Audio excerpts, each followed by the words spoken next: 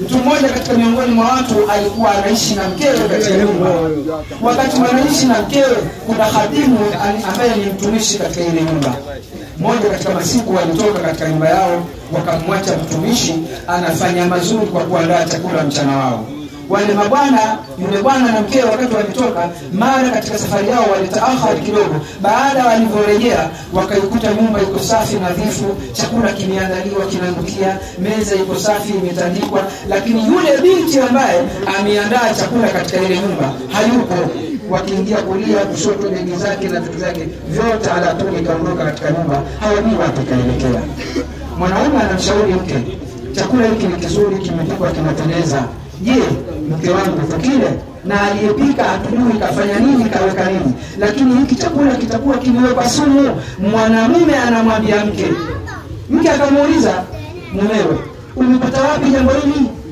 Mwanamume akasema inni waka'adhani, hili jambo ninalifikiria itakuwa kafanya hivyo. Kwa nini amepika tukaondoka? Kilichoelewa nini? Nasema tufanye mtihani, tumpe chakula paka, tukimuona paka amekula anaendelea kuwa hai, basi chakula hiki hakina sumu, tuendelea kula. Mlendana anafuga paka. Baada ya kumpa chakula paka alikula chakula akashiba akatulia. Paka ana shughuli zake na kazi zake. Baada ya kuona hakuna anachoongezwa paka aliondoka kwenda katika shughuli yake.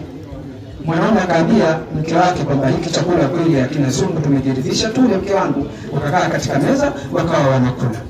Uislamu unazungumziwa kisa ni kina ibara kwa muhtasari tu, ingawa wazee wanaambia nikatishe. Waislamu kwa muhtasari, wakati wanakula kile chakula, mara tu wakati kati ya chakula anakuja mtu anagonga, jamani, katika hii nyumba mbona kwenye yule paka wenu huko nje amefariki, imekuwaje amuje kumtoa?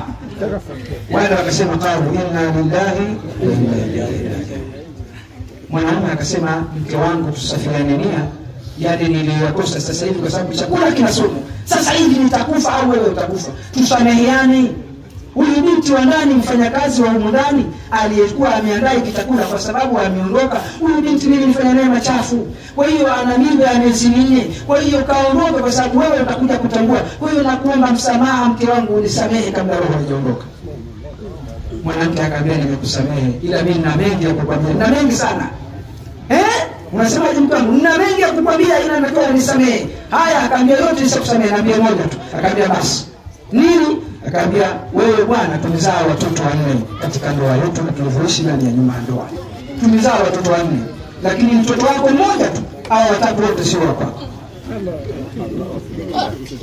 Mwanamke alimwambia mumewe, haya wa kwanza sema, huyu mtoto wako wa kwanza kabisa nilizaa na ndugu yako ulizaliwa naye kwenye damu, baba mmoja baba mmoja, yule pale ndugu yako ni yule baba yake mtoto wa kwanza. Mtoto wa pili dereva wako anayekuendesha katika gari ndo aliolipa. Mtoto wa tatu yule jirani yetu nyumba ambayo tukutana geti kwa geti. Kwa hiyo wewe mtoto wako mmoja tu. Mara anakuja mtu mwingine anagonga hodi, jamani, yule paka atanuka, paka yule amegongwa na gari, mbona hamji kumtoa? Unaelewa sana? Sasa kila mtu anatazamana. Wakati walijua wao ndio wanaondoka moja kwa moja, ndoa maisha yao yamemalizika. Sasa mtu anamuuliza Mungu, tunafanyaje? Paka kagongwa na gari, hakufa kwa sumu. Ndoa ipo, akamwambia nitakujibu kwa matendo. Jamaa akakataja kwa 30, ndio kutaliki talaka. Ndoa ile ni Mungu tukatengea mwanzo mpaka wanafikia pale, kwa sababu ya jambo gani Islam? Siri. Siri ndio jambo ambalo linahitaji hifadhi. Kwa hiyo ndugu yangu, kwenye nyumba yako kama unacho, usitoe siri kwa jirani, utachekwa, na usiseme kwa watu wengine, itakuwa ni mbea, utafundisha ndoa yako. Lazima kwenye nyumba yako ubakie kwenye nyumba yako na usiyatoe kwa yote. Kaa na mke wako katika nyumba yako, shauri naye kwa kweli. Kalela Online TV, elimu ya dini, tiba ya jamii.